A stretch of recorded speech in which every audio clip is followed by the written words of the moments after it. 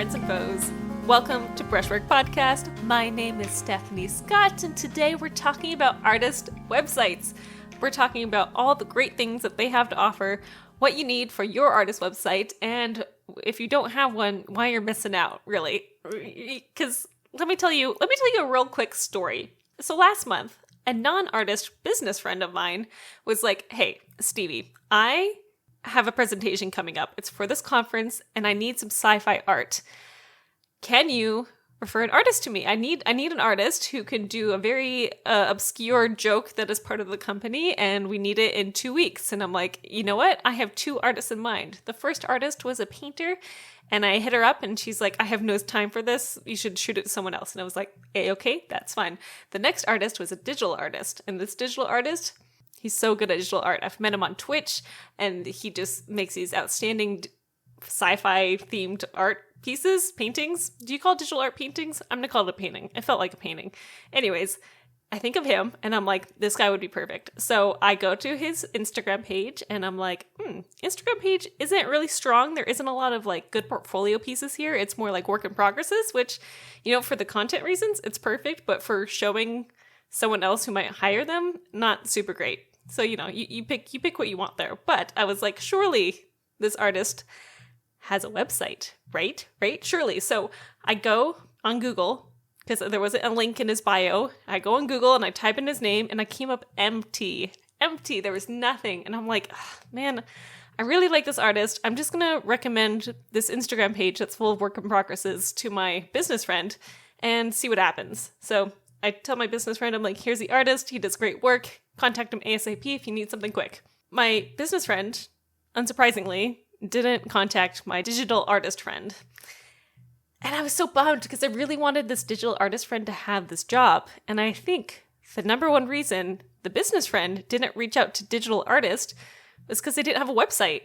And they didn't have a portfolio ready work on their Instagram. Something that was just like, wow, here's a finished thing that I've done recently that's really cool that I could hire you for, you know? And it's such a shame because that digital artist does such cool work. And, you know, it inspired me to make this podcast episode. So today, I want to chat with you about making a website for your artwork. I've been developing mine for the last few years, and I've learned a lot in the process. From learning about how people interact with the website to what I want my viewers to do, I learned how to run a blog, how to have a shop, how to have a podcast, Brushwork. And you know what? I have so many tips for you, and I have so many things. So today, let's get into what you need for your artist website. An artist website can be a really simple portfolio of just your work. It can be so bare bones. And we're going to talk about that in a second here. Either way, whether you want a simple website or you want something really complex where people like hang out for a while, you need to ask yourself a couple of questions. So, questions to ask before you start. Number one is, what do you want? Do you want a website that is a portfolio for your viewers? Do you want people to interact with the site often and have reasons to come back frequently? Do you need a site that shows off your work to galleries and coffee shops and the like? Do you need a blog that gives a behind-the-scenes look at what you're making? Does the website need to support you and your living?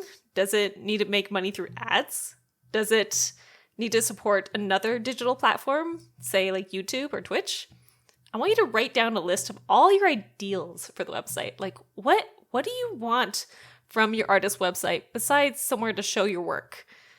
And then I want you to look up other artists that have done really cool websites, like, I don't know, my own, and write down what you like. Like, what is it about that specific artist that does something cool on their website where you're just like, this is a great idea.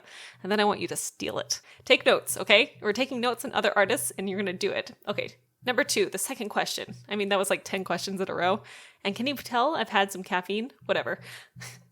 I want you to think about, what is your brand identity? Okay, your brand identity. This could be a whole podcast episode in itself, and I might do it. I might bring my friend Brittany on and have us go through this. But in a nutshell, this is like what it looks like, what your brand looks like, right? So we have our basics. We have your brand colors. We've got your font. We've got logos. We've got the language that you're using, things like this. It's really great to have like 5 brand colors, like 3 that are colorful plus black and white.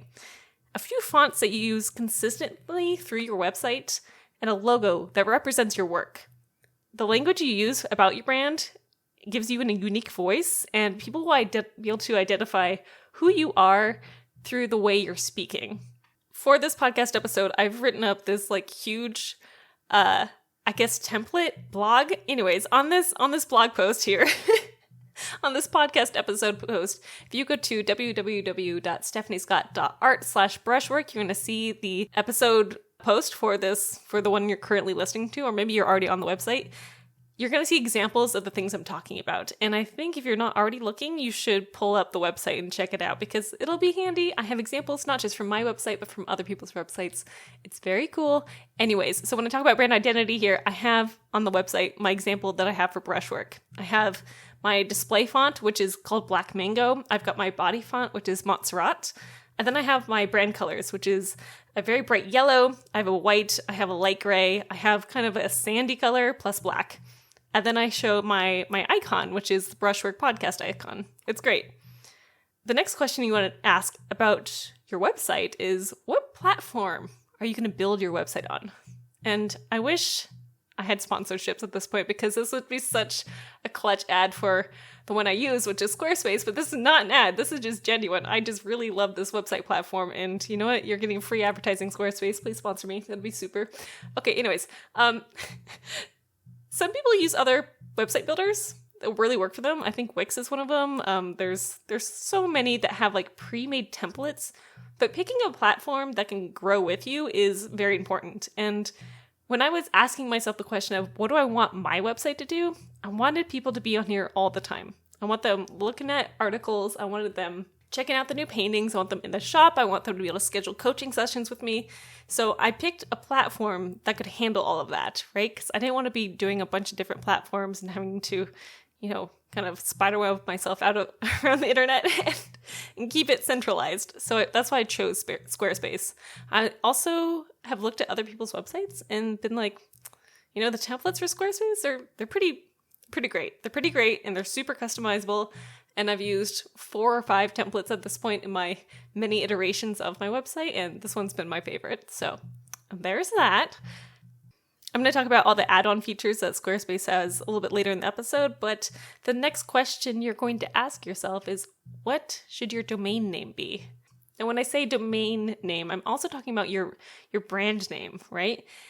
This might be the most important question for you to answer for this entire podcast of questions that I have for you.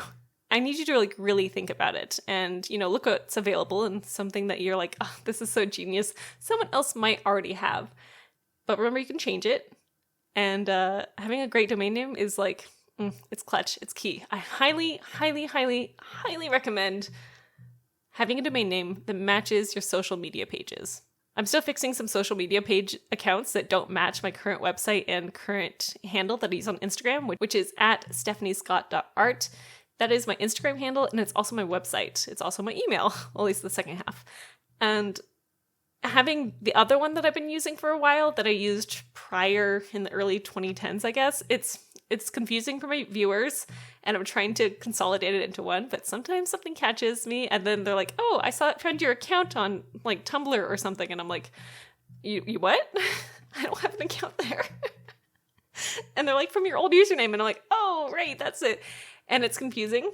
Try and keep it the same across accounts. So if you have soandso.art as your username on, say, Instagram or on Twitch, you should try and get that as your website. Personally, I own both stephaniescott.art and also stephaniescott.com. If you type either of them in, you will come to the same website. I love the .art ending because it's clear as to what you're going to get, right? You're going to get art, you're going to get fine art, and it's going to be most excellent. I like that it's clean. It matches my Instagram handle. It's very good. One of my brand language pillars is responsible. So when I speak on my podcast or I write in my blog, I want to come across as confident and responsible.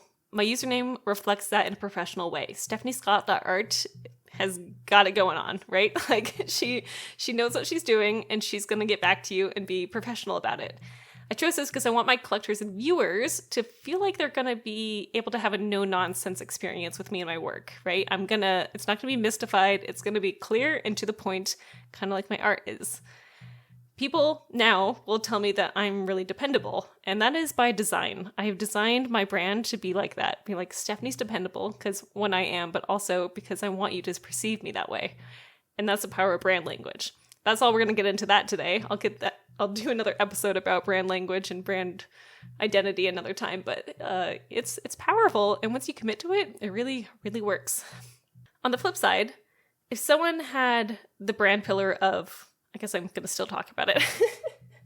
If someone had the brand pillar of responsible, but their art and their like other language was like really cute and fun, it would be a little bit strange.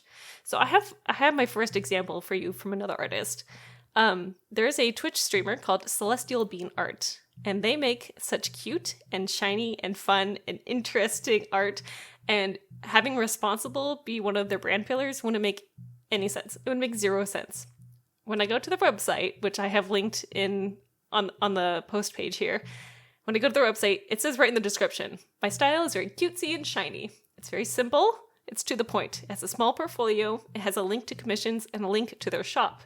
Right at the top, however, it has a link to their Ko-fi page. That's spelled Ko-fi.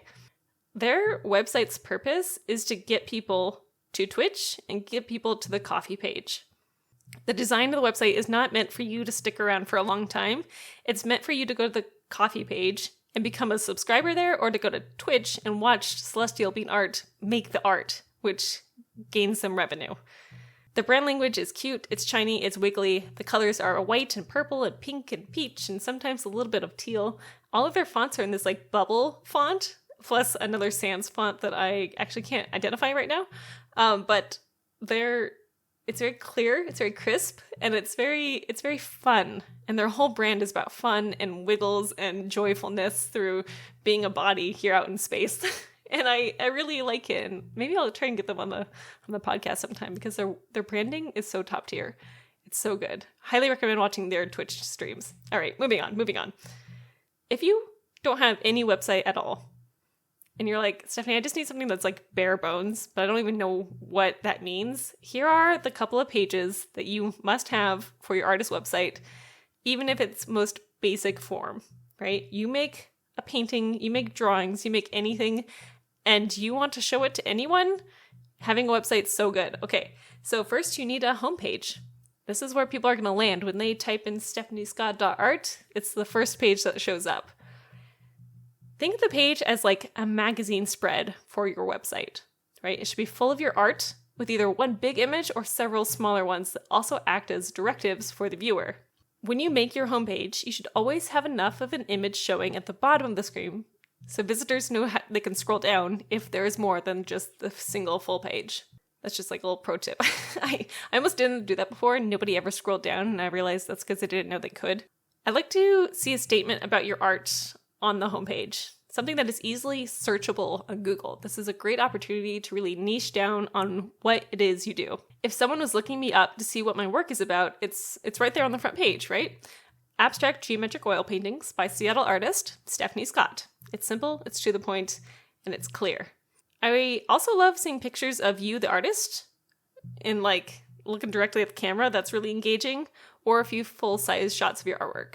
There's a artist I really admire. Her name is Zoe Frank, and her website is very simple and very professional. If you go and click on her website, it's 3 images that all fit together. It's one big square plus 2 smaller squares, and it has her whole palette, and it has her best work. It's beautiful, it's minimal, and it's very elegant. I really enjoy looking at it. Her font is very crisp, lots of angles.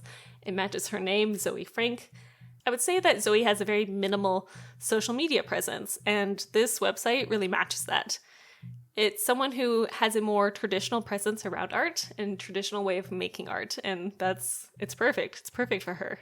The second page you need after a homepage is the About the Artist page, or an artist bio. You can word that differently depending on your branding language. I say About the Artist.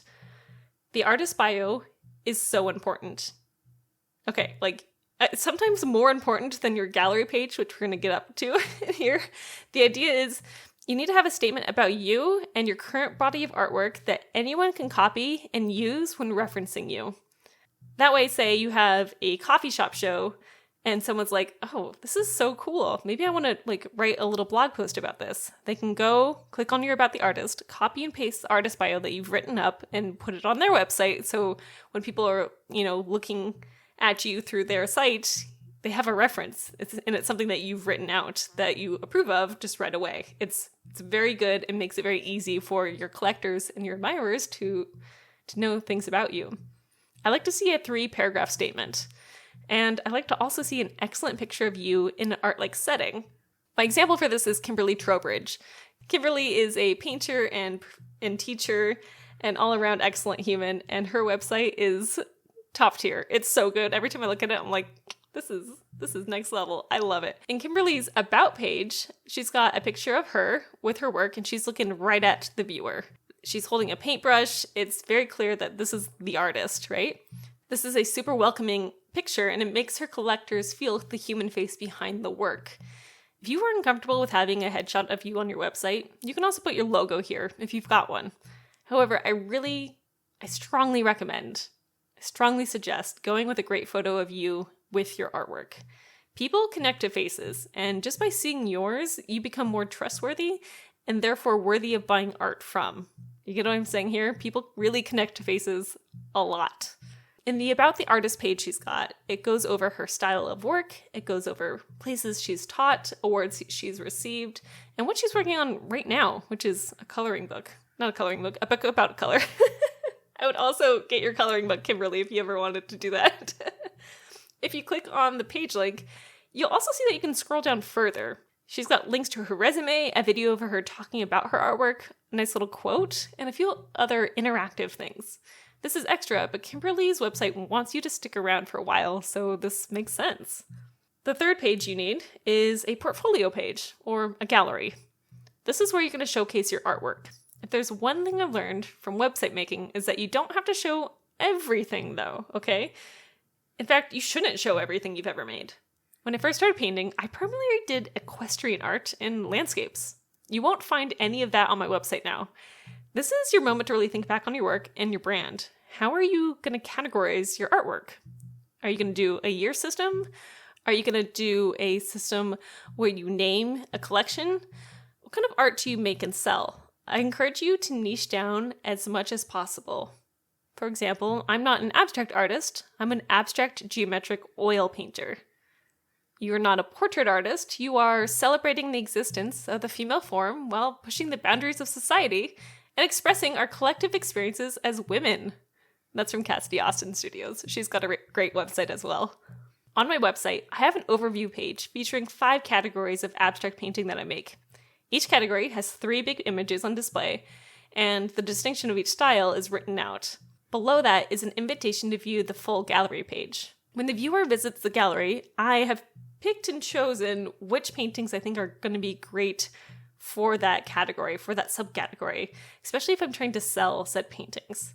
I write a little description about them, and if they have a sub-collection, I'll categorize them together.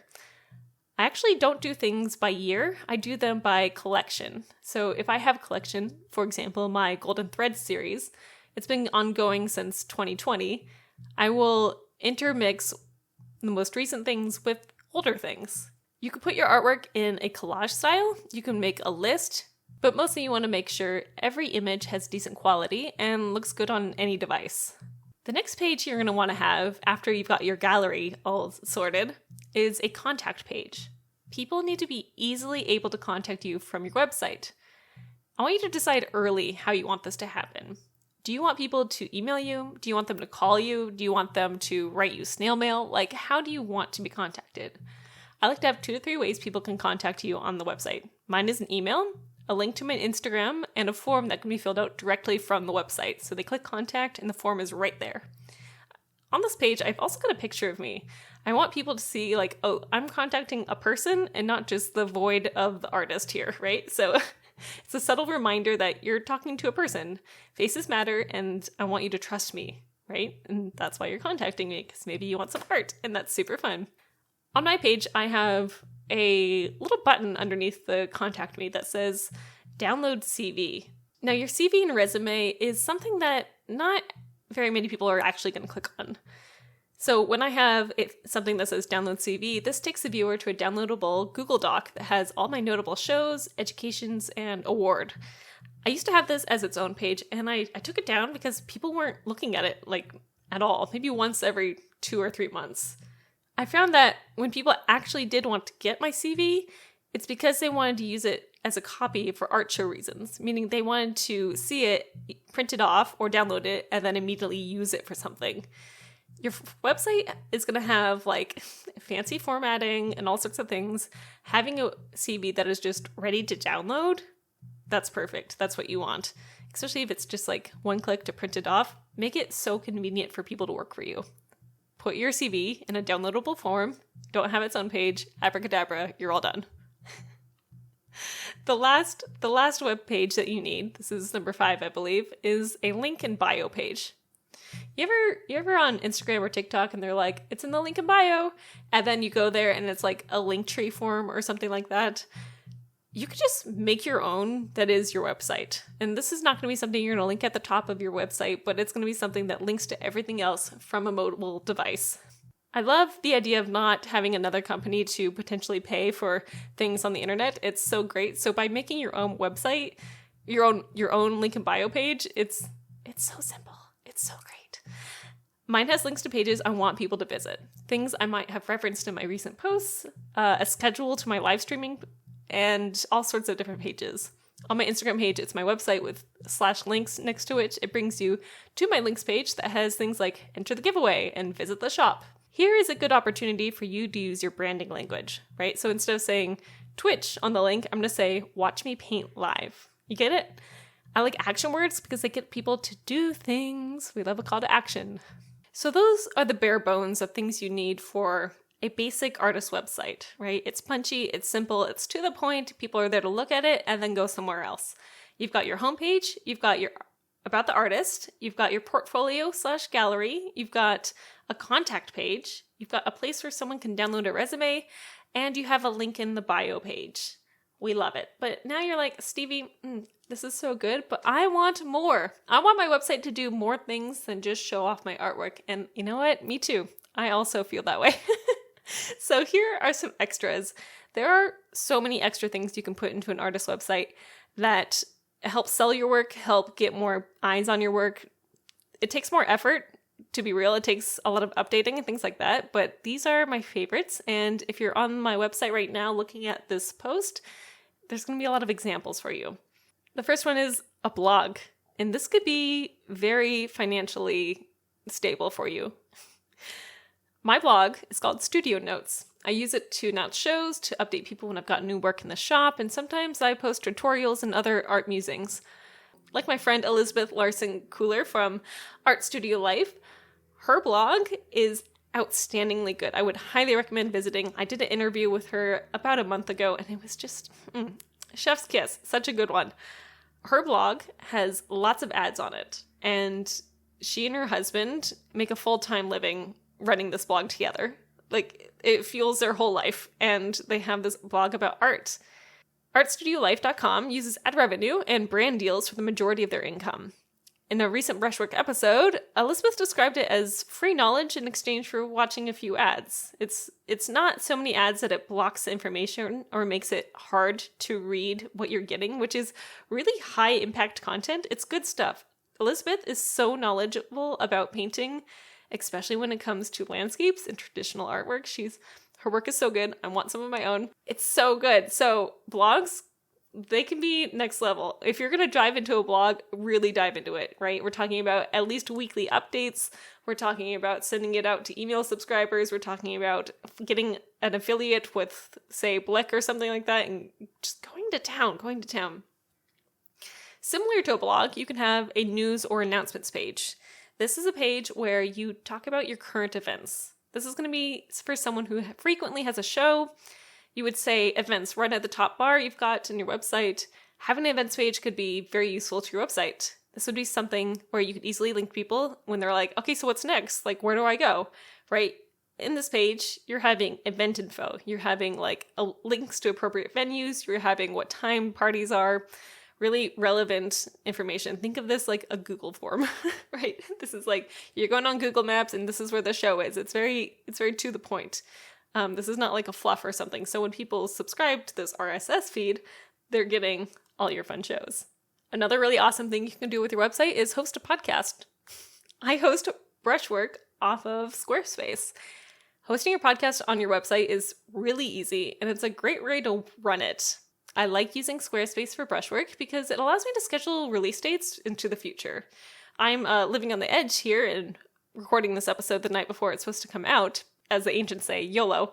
But if you were, say, planning ahead of time and you had episodes lined up already, you could, record 5 episodes, have it coming out once a week for the next 5 weeks, and not think about your podcast for a whole month, It's really great.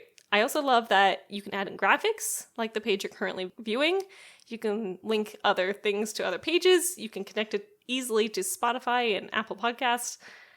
I'm a fan of how easy it is to browse past episodes using the podcast hosting on Squarespace. I've got a year's worth of podcasts at this point. We love it. And some of these items are evergreen content items, and people will click on the same episodes over and over and over again because they're still very relevant. We like it. With hosting the podcast on my website, I'm keeping my listeners on my little corner of the internet, right? I'm keeping them on the website, listening to things. It's very good. The next thing you could have that is a great moneymaker is an email list. I am halfway through my experiment of my email marketing, and what can I say? It's delicious. It's delicious. I love hearing the words, hey, will you email me about your next show? Or, hey, do you have an email marketing list? And I'm like, yep, these are like the gold of your collectors, right? These are people who are like, please send things to my inbox. Like, okay, great. I'm going to do it. I'm going to do it. If you're like, please asking me, so good. So the people who come to my email list are my most loyal collectors, for sure. I stay in contact with them several times a month. I give them discounts. I tell them the first thing about the shows, events, new work coming to the shop, all sorts of things. What I love about this website is that it gives me great analytics on my emails, right? I'm seeing who's opening it, how many people are clicking through the email to go back to the website. You learn so much about your audience here, and you're learning about how well you send emails, right? I'm like, okay, was this title of this email clickbaity enough? Did I get them to click on it? Things like that. Email marketing is usually an extra charge on your website, though. It costs more. So if you're going to add this on, I really, really commit to it. Like, don't do email marketing halfway because it costs extra money. One way I get people to sign up for my email list, though, is to enter them into a monthly giveaway. I'll talk about giveaways in a little bit here, but some people have ebooks that they give away to new email subscribers. Another example is a quiz. If you don't know Josie Lewis and you're an artist, you should check her out because she's a marketing powerhouse. She makes the most amazing rainbow art you've ever seen in your life. It's so fun. It's so good. And her quiz that she has on her website, where it's like, discover your creative superpower. How fun is that, right? You take the quiz, and then to see the answer, you have to enter your email. And then it gets emailed to you, and abracadabra. Why do I keep saying that? She's in your inbox. It's genius. Josie runs a multi-6-figure art business. So what she's doing is no joke, and it seems simple, because it is. The next obvious thing to have on your website is an e-commerce platform, a shop. If you want to sell your art online, having a shop within your website is a great idea. There are many online platforms for selling your work, like Etsy or Shopify, eBay, others. What I like about having my shop on my website is that I can easily integrate it into my other pages, right? I can say, oh, here's this product, put it into an email. I can put it into a blog post. It's easier for social media. Some platforms will take a cut of what you're selling, and some will help you calculate taxes and shipping, and some have no e-commerce abilities just whatsoever. So whether you are displaying products that you will send an invoice for later, or you have a print-on-demand item that's produced by a third party, having an online shop has limitless possibilities and money-making capabilities. In my example here, I have a page by Ingrid and Ching, which is such a beautiful shop. It's very delicate. It's very lovely. It's very elegant, I'm going to say, and sophisticated. When you go onto her shop page, It doesn't have any of the prices on the front. You have to click on the painting that you want before you get to see the price. And I really like that. It's very clean. It's very focused on the artwork. And it's so good. It's so good. My biggest tip with online sales is to be consistent across your items, right? Formatting your information the same way every time. You have the prices really clear and your shipping policies written out and worked out. A question I love to ask when I'm dealing with my online shop is, how many clicks does it take till someone can buy something? The Great Forest Company has the one-click buy thing, which is, very convenient, but they're enormous and I am one person. So I try to keep my clicks under 5, right? I have 1 to get to the shop from my homepage, okay? I have 2 is to select the art they like. 3 is to add it to the cart. 4 is to fill out their shipping information and payment information. And 5 is the submit button. That's 5 steps, 5 clicks. If you have more than that, if you're asking more questions, you're going to start losing people faster. And I'm trying to narrow it down to 4 clicks if I can. Speaking of selling art, commissions is another great page to have on your website. I have recently redone my commissions page to be more fun and interactive. Commissions are my bread and butter, right? So they're my main money maker. I want a page exclusively dedicated to that process. If you like doing commissions, I highly recommend having just a knockout commissions page. Look for other artists who are doing really great ones and see what you like and see what works. Because if they're getting a lot of commissions and they're talking about it a lot on social media, you need to follow their lead. My goal is to make it really easy and interactive for my collector to get a new piece of art. So on the page, I've got my styles of painting. I've got 5 different kinds. I've got my pricing details just laid out. My shipping options are there. The intake form is thorough, and my copyright notice is at the end saying what my rights are and what their rights are. It's clear for the collector, and it gives me all the information I need to commence the commission right away. I've also made a version of this page as a PDF. So if someone is like, Stephanie, do you do commissions? I'm like, yeah, I sure do. Give me your email. Here's all the info. There you go. Bada bing, bada boom. It looks really similar to the commissions page because I use the same formatting, but it has my updated commissions costs on the inside. Another page you could have is specialty event pages. So my friend, Kristen Ray Cronick, is a live wedding painter.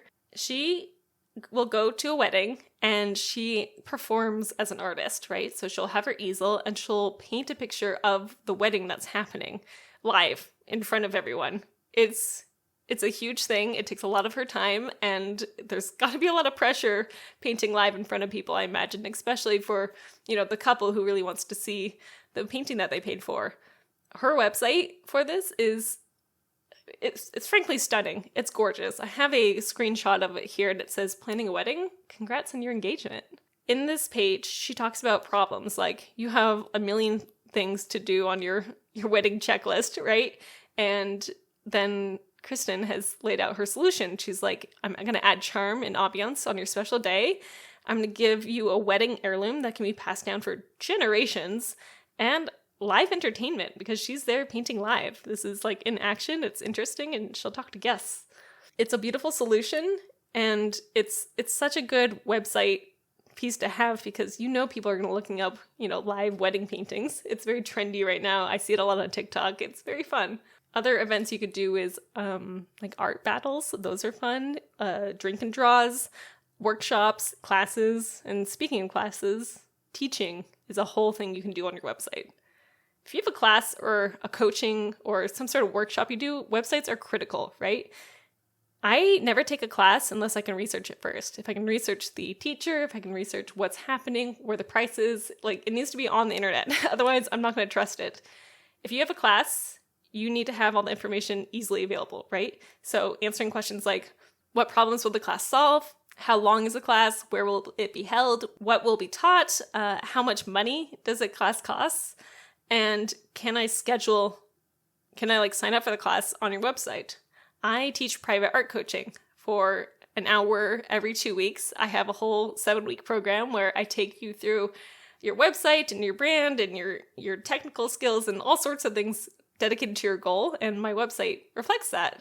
Scheduling and appointments is also something great your website can do. If you are a teacher like I am, I love to have a free discovery call where people can sign up on my website for slots that I've already pre-chosen. Every month I go through my calendar and I block off major times, but I open it up and people can sign up for a 20-minute discovery call that's free.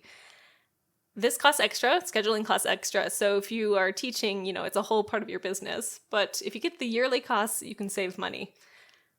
When someone signs up for a class, they get a Zoom link, a reminder to their digital calendar, and an email confirming the details just automatically, which is things I don't have to, forget later. It saves me a lot of headache, and I know it's happening because I've automated it.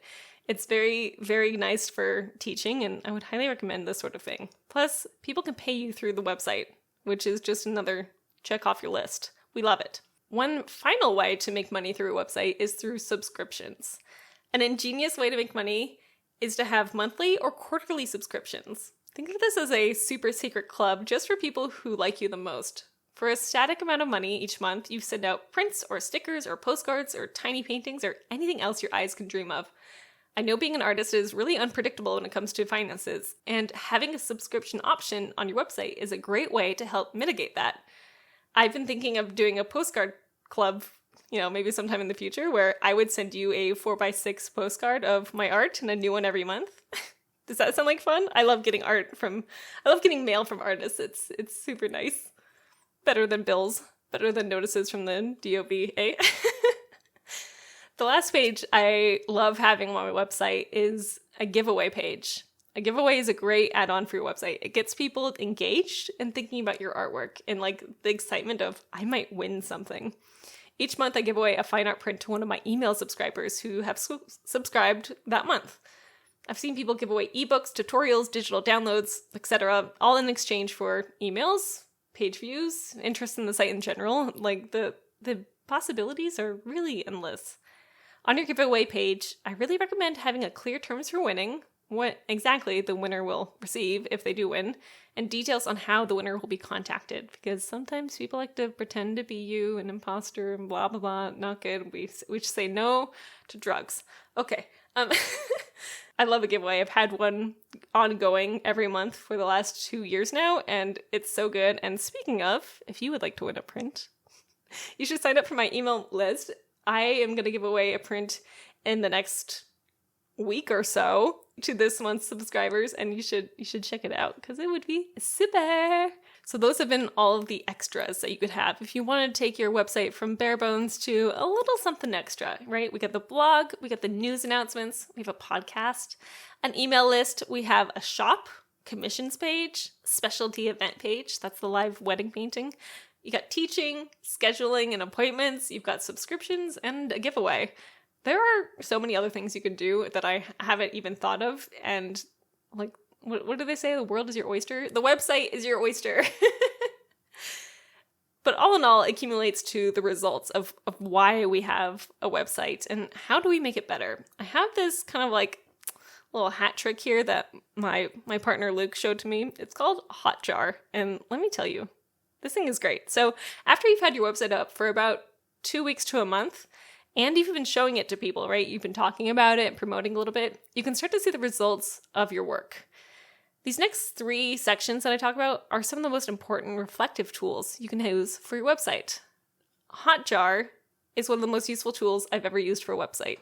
This is not sponsored. It's just so great. And I've been using the free version for a while now, and it's a little bit creepy, but mostly fantastic. We're just going to call it fantastic. So through Hotjar, I can see how people are using my website, right? I get to see what they're clicking on, how far they are scrolling down a page, and where their mouse is going. I'm currently using the free software, and it's just been invaluable. This screenshot I have that's on the website here is from one of the heat maps that on my About the Artist page. So when you click on About the Artist, I'm seeing 3 major actions that people are taking. One is they're saving my photo that I have. That is me looking at the camera with an art supply. And then I can see that they are highlighting my artist bio. And this makes sense because I've had a couple of art shows happen in the last month where gallery owners and coffee shop owners have wanted things for their website. So that tracks. I'm also seeing that when people click on my About the Artist page, they're going next to the podcast or they're going to my shop. They're almost equal with how many clicks there's been. And that's really good to know that they have looked at about the artist, they've read about me and thought, this person is great. I want to hear her voice, or I want to buy something from her. I love either option. Either option is super. It means like they're beginning to trust me as someone to purchase things from. And I love that. That's good. So Hotjar, look it up. www.hotjar.com. And it's super, and you should use it. Another thing I've kind of learned from Hotjar is that some of my web pages people aren't going to at all. And that's really nice because I put in a lot of effort onto each of these pages, and I want to know if people are visiting them. I want to know if I should put more effort into things or if I should just abandon ideas altogether. You know, some spaces get no traffic at all, and some are viewed often, and even though I haven't given them much effort, they might show up again and again. And that's saying, Stephanie, put your attention here. This is good, and this is how to improve it. And we like that. The next thing that's great about these website building platforms is that they're going to give you some really good analytics. Specifically, I really think is important is the desktop versus mobile by visits, right? So you're going to look up top devices by visits. Within your website's analytics, you're going to find the desktop versus mobile kind of graph here it's super important. So for me, 65 to 80% sometimes of my viewers are coming from desktop. And I think that's because I stream on Twitch. A lot of people see me on Twitch, they click on my links when I have them going on during the stream, and then they come to the desktop. But that's really important. That's telling me that I need to design my website to desktop viewers. And I do, because the people who are viewing me on my desktop are also people who have bought from my shop in the past. Almost no one has bought art through their mobile phone when viewing my website in my shop. That's important. And I've had this shop up for 2 years now, and that's really important to know. So I designed my website for desktop users.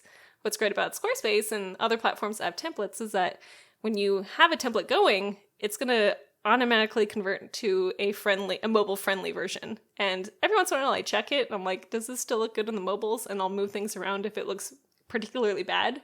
But I'm very much catering to the desktop users because that's where my visitors are coming from. Other analytics I really like are search keywords. What are people looking up on Google, then coming to my website for?